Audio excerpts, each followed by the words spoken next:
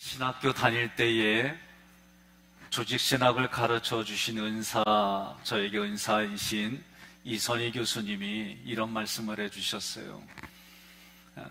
유럽을 가도 한국에 와도 신학을 이해하고 신앙에 대해서 우리가 삶으로 깊은 이해를 받기를 원한다면 40줄이 돼야 조금 이해하더라, 그 말씀을 하셨어요. 군대 다녀와서 이 말씀을 할 때에 저 내면에는 무슨 소리냐, 20대에도 깨달을 수 있다, 이런 생각으로 열심히 말씀을 들었습니다. 그분의 말씀을 들으면 논리적으로 다 표현할 수는 없지만 마음에서 꿈틀꿈틀거리는 그 무언가 생동력 있는 것이 있었어요.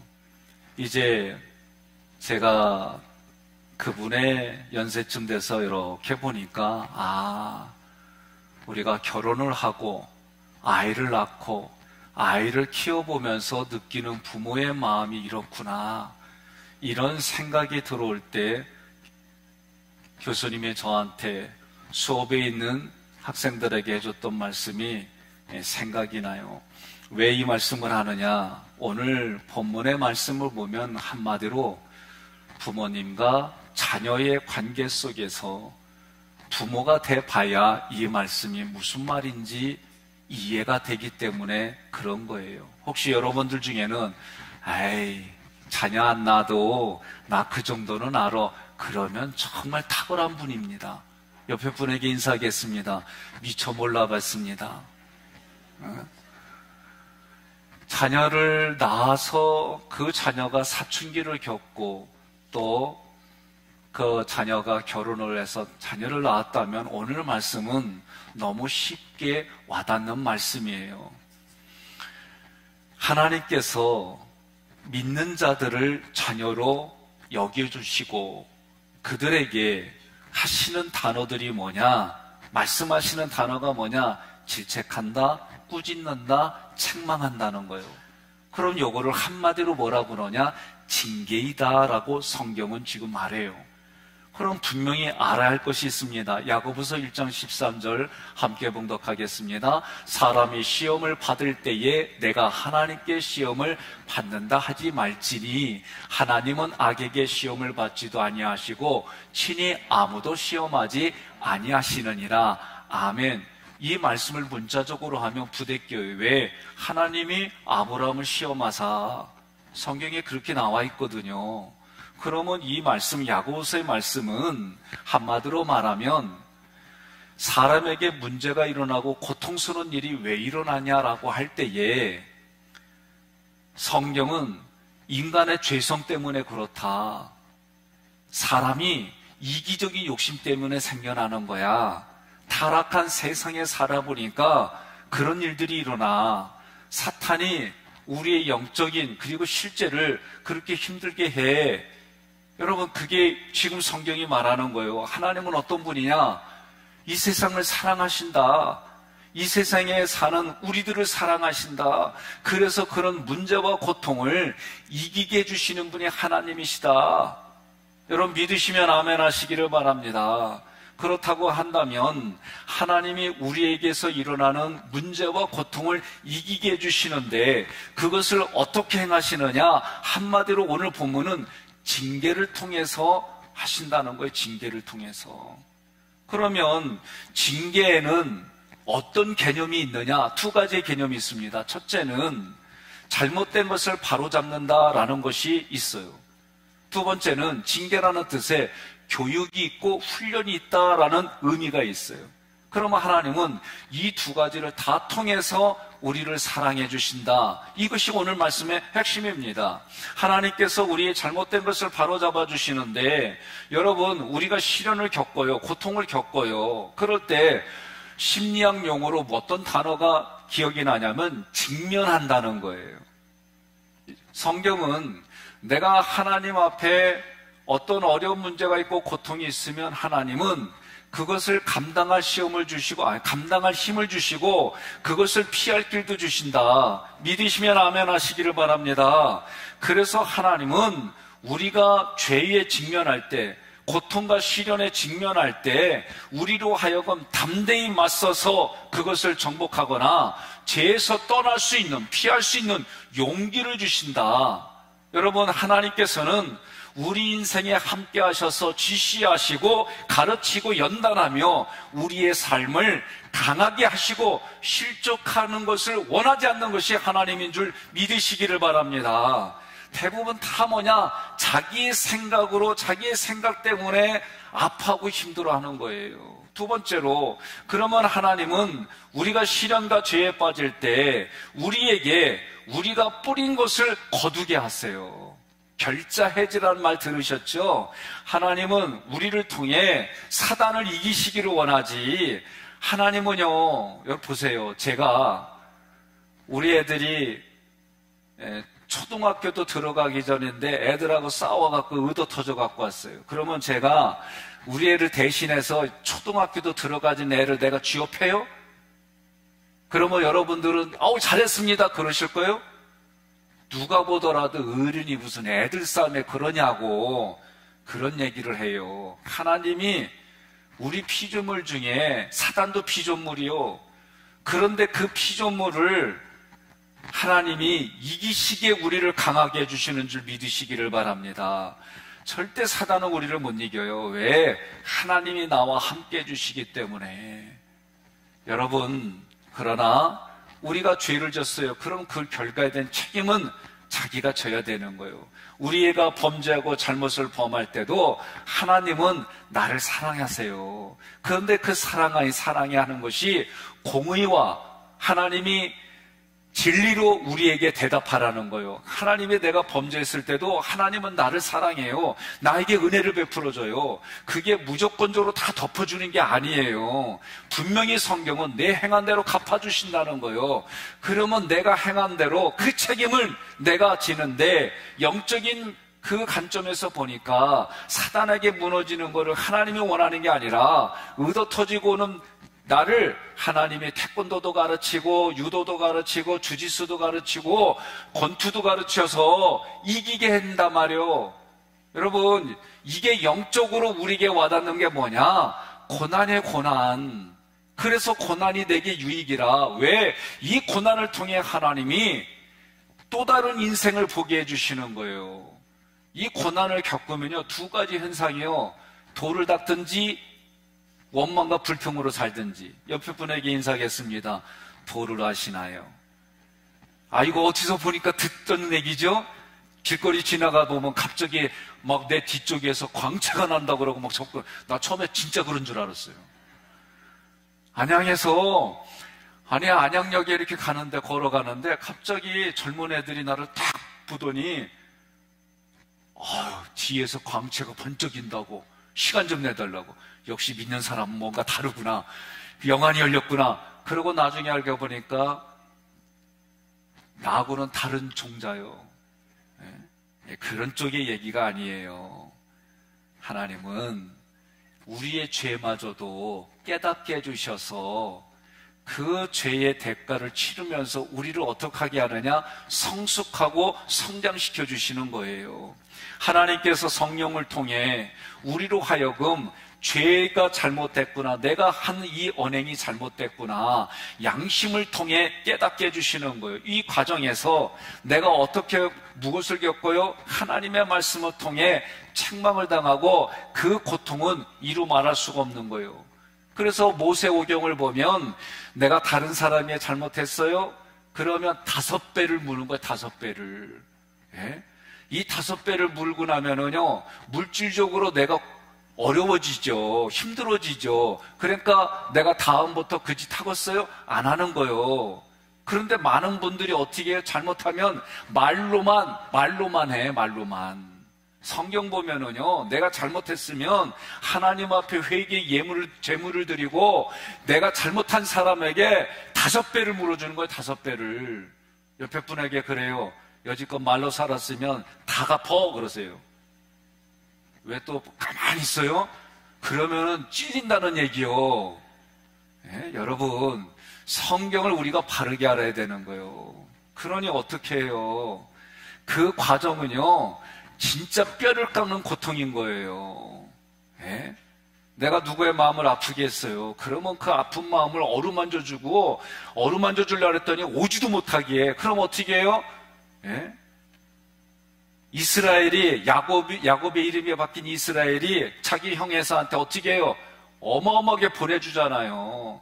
그런 마음을 닦아주지 아니하면서 말로만 하니까 지금 우리 그리스도인들이 잘못을 말로만 하니까 욕도 먹는 거예요. 지금 내가 그 대가를 치르며 그 책임을 지고 살아간다면 여러분 우리의 인생의 향기가 그리스도의 향기를 흘러가는 거예요. 그래서 하나님이 내가 너희에게 사랑을 베풀어주고 너희에게 은혜를 베풀어주면 너는 공의와 진리로 대답해라. 하나님의 사랑과 하나님의 그 은혜에 나는 공의와 진리로 내 인생에 책임을 지는 그런 인생이 돼야 되는 거죠. 내가 겪는 고통으로 하나님과 자신의 잘못을 깊이 생각하게 하고 깨닫게 해주셔서 바라잡아 주시는 거예요. 그래서 내가 그 대가를 치르지 아니한다면 회개에 합당한 열매를 맺지 않은 거예요. 5절에 하나님께서 징계와 관련돼서 권고하는 거예요. 뭐라고 하느냐? 징계를 경히 여기지 말라는 거예요, 여러분. 그러면 이 얘기는 뭐냐면 우리의 반응이 경히 여긴다는 얘기는 가볍게 여긴다, 무시한다, 경멸한다. 예? 대부분 누군가 나에게 지적질하면 좋지 않아요. 누가 좋아해요? 지적질하는 거를 누구도 좋아하지 않아요.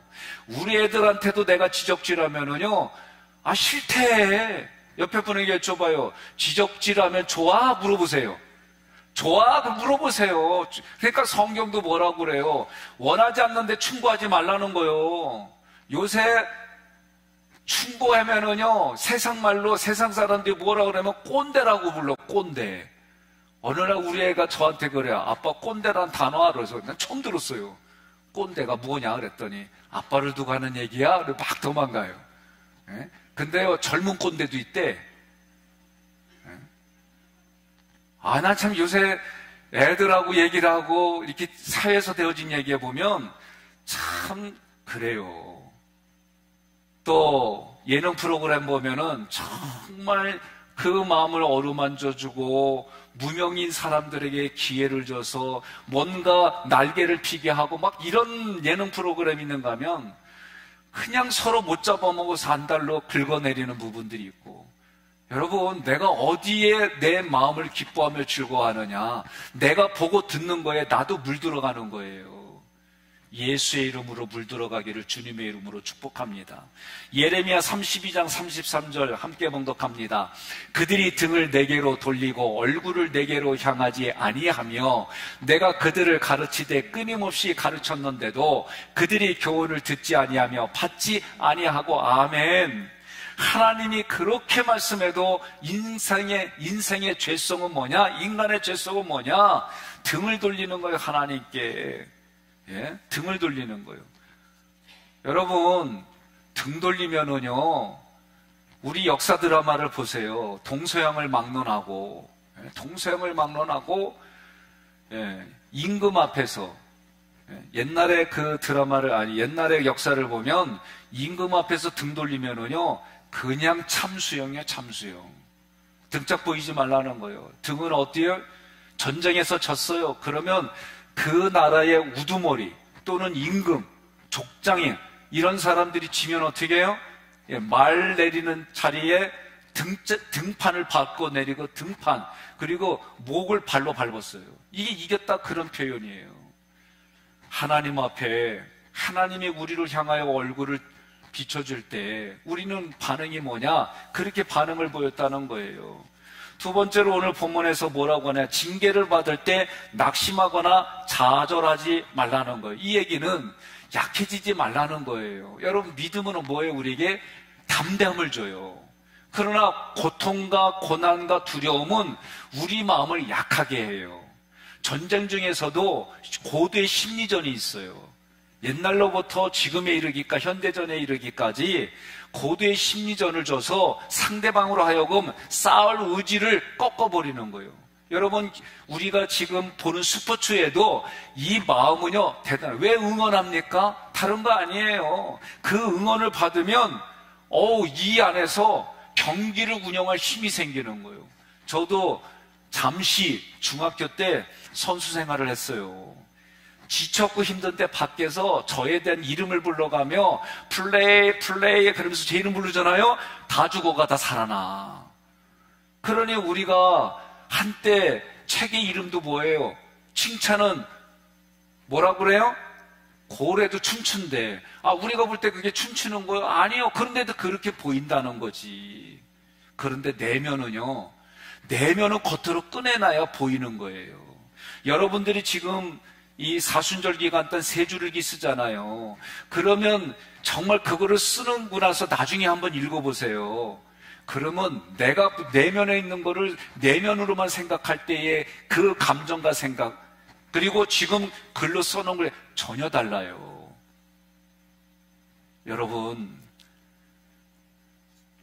또 본문에서 뭐라고 하냐? 징계를 참으라고 그랬어요. 여러분, 참는다고 그럴 때 대부분 그리스도인들이, 우리 그리스도인들뿐만 아니라 세상 사람들도 참는 게 어떤 모습이냐? 그냥 자기 감정을 누르는 거예요. 누르면 농구공 있죠? 농구공.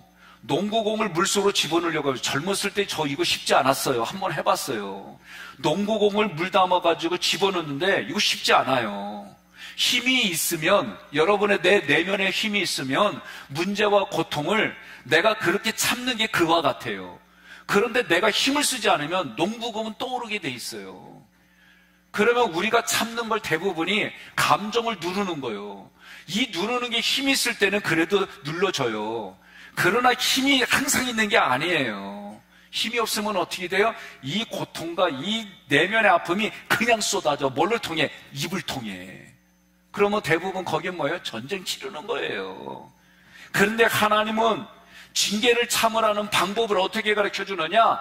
하나님이 나를 사랑하시는 생각을 바꾸라는 거예요. 생각을. 어떻게? 하나님의 말씀으로 생각을 바꾸라는 거예요. 이게 쉬우냐고요. 훈련도 안 받았는데. 아니, 애가 태어나자마자 부모로부터 보고 듣지도 않았는데 어머니 날 낳으시고 아버지 날 기르시니 뭐 이렇게 얘기를 한다면 부모님이 기절해서 먼저 가요. 예? 훈련을 받아야 성경의 말씀이 나에게 들어오고 그 말씀이 내 안에서 되어지는 거지. 말씀이 오니까 그대로 간다. 이런 게 어디 있어요. 내가 앞만 눈 띄고 뒤져봐도요. 없어요. 외적으로 나타나는 은사는 있어요. 예언의 은사라든가 치유의 은사라든가.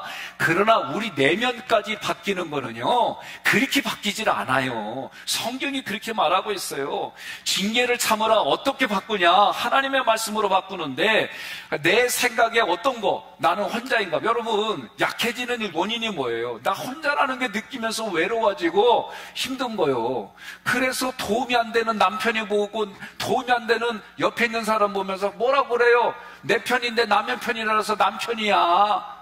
옆에 나라가 왜 옆에 내요?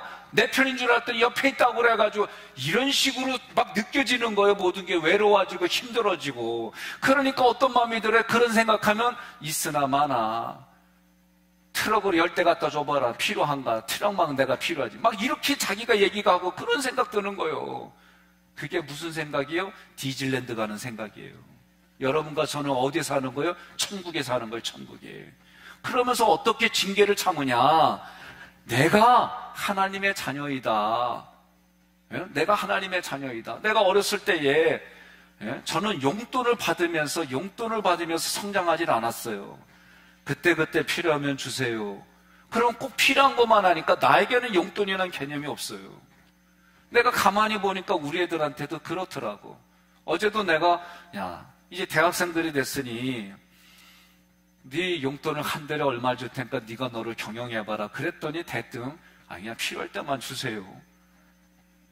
근데 제가 필요할 때만 주세요. 사춘기 때 어떤 생각을 가졌느냐? 왜 우리 아버지는 가난한 집에 나를 태어나게 했대야? 우리 아버지가 좀 우리나라 은행, 중앙은행의 회장이거나 막 이렇게 했으면 얼마나 좋을까? 나 진짜 그런 생각했거든? 아버지한테 얘기는 안 했어요. 근데 난 그 얘기 들었다? 여러분, 그 얘기 들을 때 제가요, 참 씁쓸하고 힘들었어요. 제가 왜 이런 표현을 하느냐?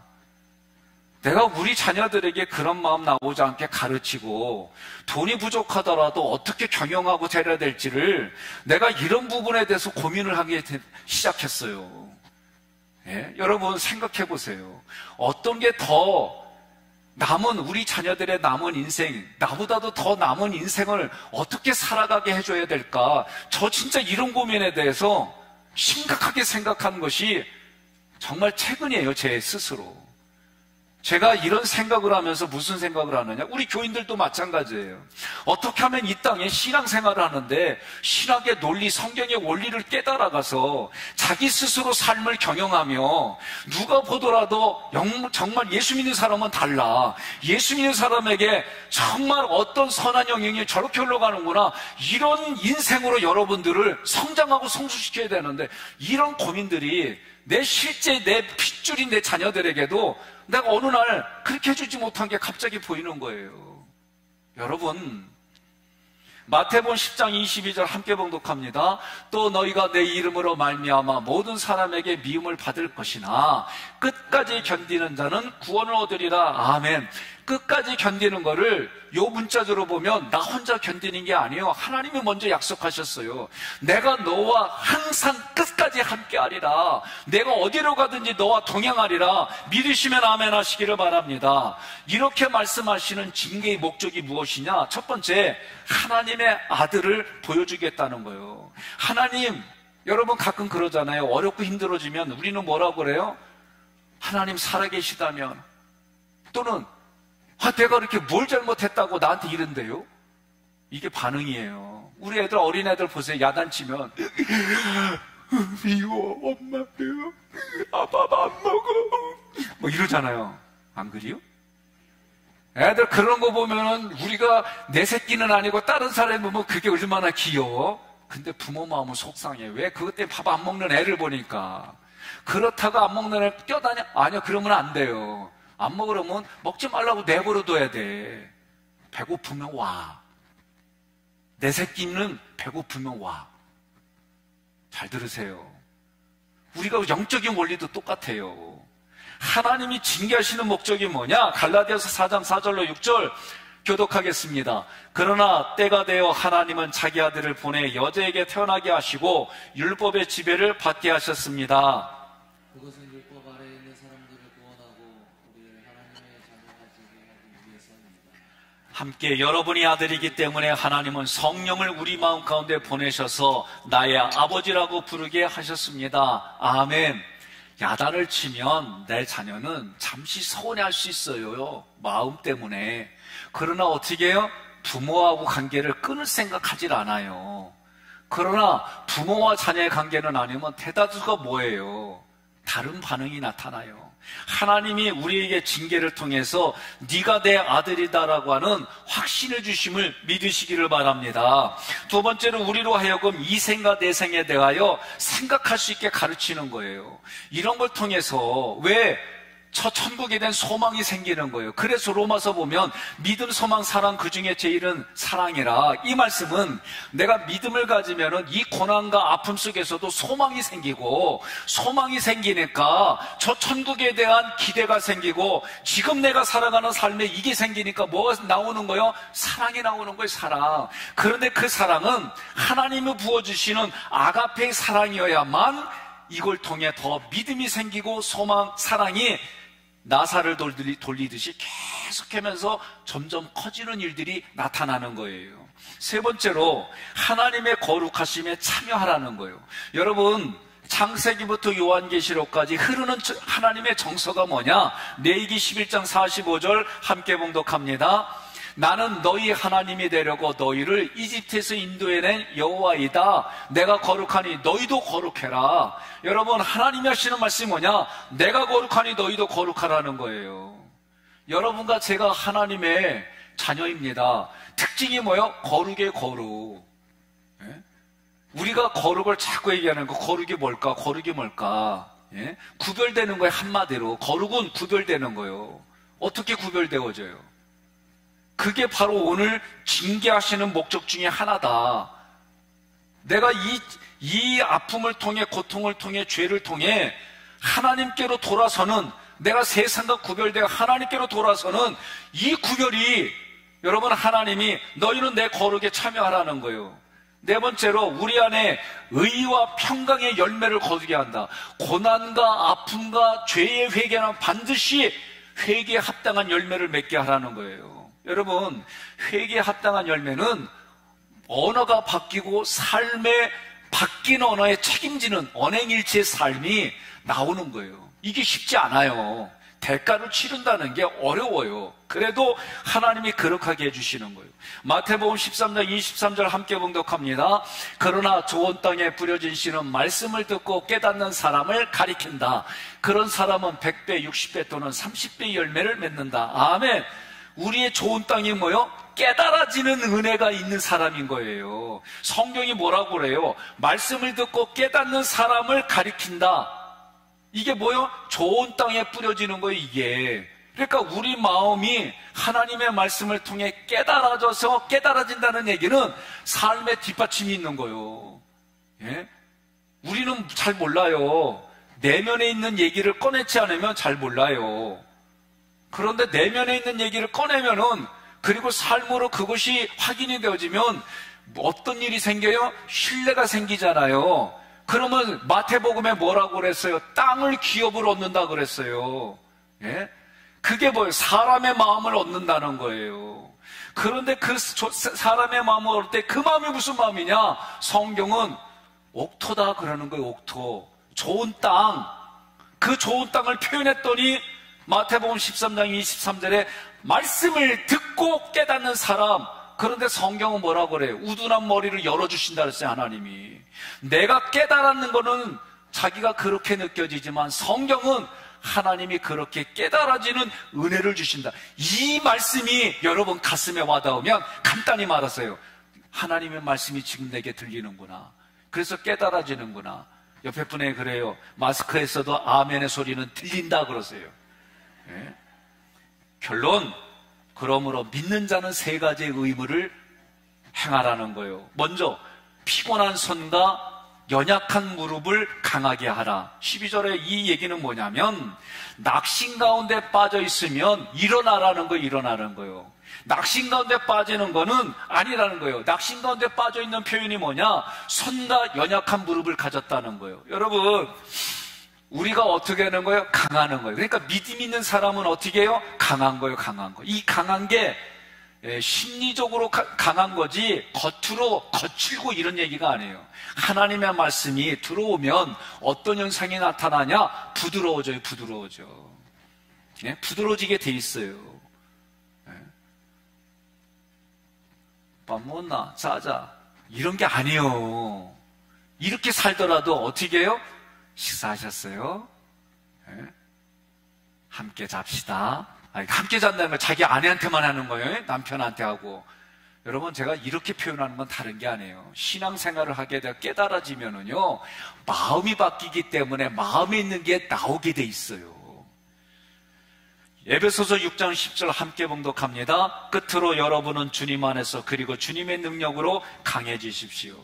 아멘. 두 번째로 의무가 뭐냐? 하나님이 이 징계를 통해 우리가 믿음으로 행할 게 뭐냐면 발을 위해 곧은 길을 만들라는 거예요. 여러분, 곧은 길을 만들라는 얘기는 다른 말로 말하면 여러분, 평안의 복음의 신발이 이게 아름다운 소식이다 그 얘기예요. 아가서에서도 나와요.